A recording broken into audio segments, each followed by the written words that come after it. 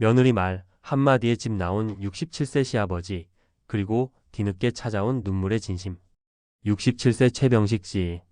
한때는 지역의 건축회사 소장으로 일하며 아내와 두 아들을 위해 평생을 땀 흘려 일했습니다. 아내가 세상을 떠난 후 그는 큰아들 내외와 함께 살게 되었죠. 처음엔 참 행복했습니다.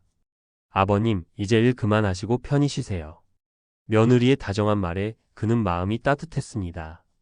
그래, 이 나이에 쉬는 것도 복이지. 그는 평생을 가족만 바라보고 살아온 전형적인 아버지였습니다. 하지만 세상은 늘 변하고 사람의 마음도 변했습니다. 그걸 병식 씨는 너무 늦게 깨달았습니다. 그의 하루는 단순했습니다. 아침 6시에 일어나 텃밭에 물을 주고 손주가 학교 가기 전 도시락을 싸는 며느리를 도왔습니다. 아버님, 김치 좀 드릴까요? 됐어, 됐어. 나 밭에 나가서 캔 고추나 먹으면 돼. 그는 가족을 위해 뭔가 해주는 게 가장 큰 기쁨이었죠. 그러던 어느 날 아들이 말했습니다. 아버지, 저희 내년에 새 아파트로 이사 가요. 그래? 잘 됐다. 손주도 공부하기 좋겠네. 그는 그저 기뻤습니다.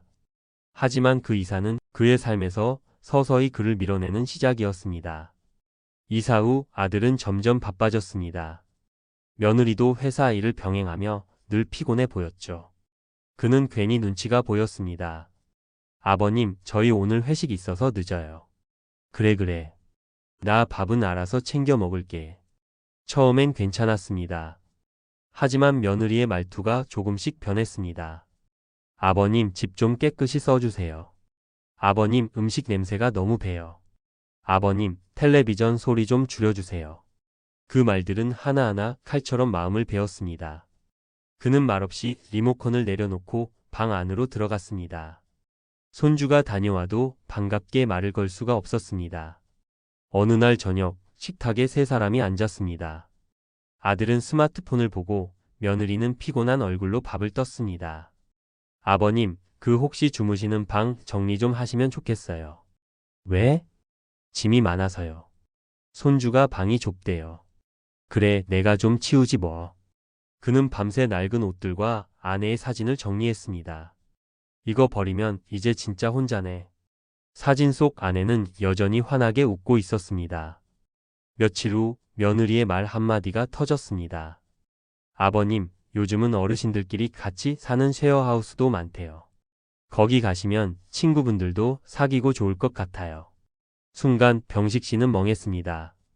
그 말 속에는 분명한 뜻이 담겨 있었죠. 이 집에서 나가달라는 뜻. 그는 아무 대꾸도 하지 않았습니다. 그저 방으로 들어가 낡은 가방 하나를 꺼냈습니다. 그래, 나도 이제 짐이 됐구나. 새벽 5시 그는 아무도 모르게 집을 나섰습니다. 손주 방문 앞에 서서 마지막으로 속삭였습니다. 건우야, 공부 열심히 해라. 할아버지는 언제나 내 편이야. 버스 정류장에 앉아있던 그는 하늘을 올려다 보았습니다. 겨울 공기가 차가웠습니다. 손에는 낡은 장갑, 그리고 주머니엔 손주 사진 한 장. 이게 내 인생의 마지막 여행이려나. 며칠간 그는 찜질방과 공원을 전전했습니다. 주머니엔 7만 원 남짓. 밥은 편의점 삼각김밥으로 때웠습니다. 그때 한 노인이 말을 걸었습니다. 혹시 집 나왔어요? 예, 잠깐 나왔습니다. 나도 그래. 며느리랑 싸우고 나왔지. 근데 말이야, 집 나와보니까 자유롭더라고. 그 말에 병식 씨는 쓴 웃음을 지었습니다. 자유가 이렇게 외로운 건 처음이네요. 그 둘은 근처 공원에서 밤새 이야기를 나눴습니다. 젊은 시절, 가족 이야기, 그리고 후회들. 서로의 사연이 너무 닮아 있었습니다. 며칠 후 노인이 추천한 복지관을 찾아갔습니다. 직원은 말했습니다. 어르신, 요즘 시니어 일자리 많아요. 청소, 택배 분류, 텃밭 관리 같은 거요. 그는 망설임 없이 말했습니다. 저 텃밭 관리 잘합니다. 해볼게요. 그날부터 새벽마다 공공텃밭으로 출근했습니다. 손에 흙을 묻히며 느꼈죠. 이게 진짜 내 일이지. 월급은 많지 않았지만 마음은 편했습니다. 혼자 방에서 끓인 라면도 예전보다 훨씬 맛있었습니다. 하지만 밤이 되면 손주 생각이 났습니다. 건우는 밥 잘 먹고 다니나. 그는 매일 사진을 바라보며 중얼거렸습니다. 그러던 어느 날 복지관 앞에 한 남자가 서 있었습니다. 아버지. 아들이었습니다. 한 달 동안 찾았습니다. 아버지.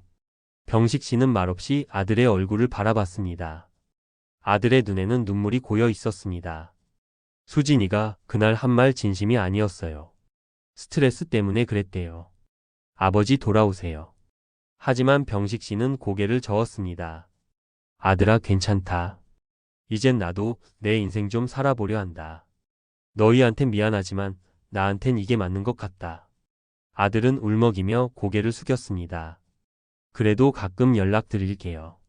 그래 그거면 된다. 그로부터 6개월 후 병식 씨는 작은 시골 마을로 이사했습니다. 월세 25만 원짜리 낡은 방, 앞마당엔 상추와 고추 몇 포기가 자랐습니다. 그는 매일 아침 라디오를 틀며 커피를 마셨습니다. 그리고 조용히 말했습니다.